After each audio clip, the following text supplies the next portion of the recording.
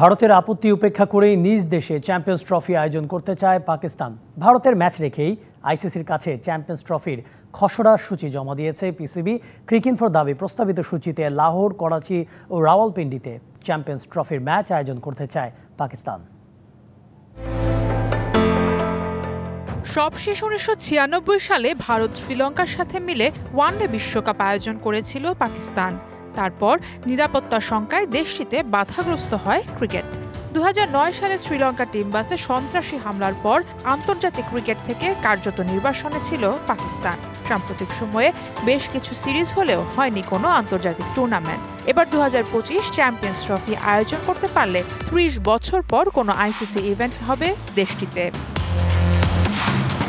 আপাতদৃষ্টিতে কোনো বাধা না থাকলেও ঝামেলাটা ভারতকে নিয়ে। রাজনৈতিক বিরোধের জেরে 2013 সালের পর থেকে দ্বিপাক্ষিক সিরিজ খেলে না ইন্ডিয়া পাকিস্তান।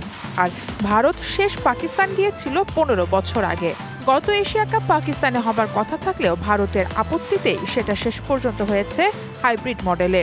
ভারতীয় গণমাধ্যমের দাবি, এবারও চ্যাম্পিয়ন্স ট্রফিতে খেলতে পাকিস্তান যাবে না মেন ইন ব্লুরা। পাকিস্তান অবশ্য এসব উড়ো খবর নিয়ে এখনই মাথা ঘামাতে রাজি নয়। কদিন আগে আইসিসির প্রতিনিধি দল ঘুরে এসেছে পাকিস্তান থেকে। তাদের পর্যবেক্ষণের পরই 2025 চ্যাম্পিয়ন্স ট্রফির খসড়া সূচি তৈরি করেছে পাকিস্তান বোর্ড। প্রাথমিক সেই সূচিতে রাখা হয়েছে ভারতের ম্যাচও।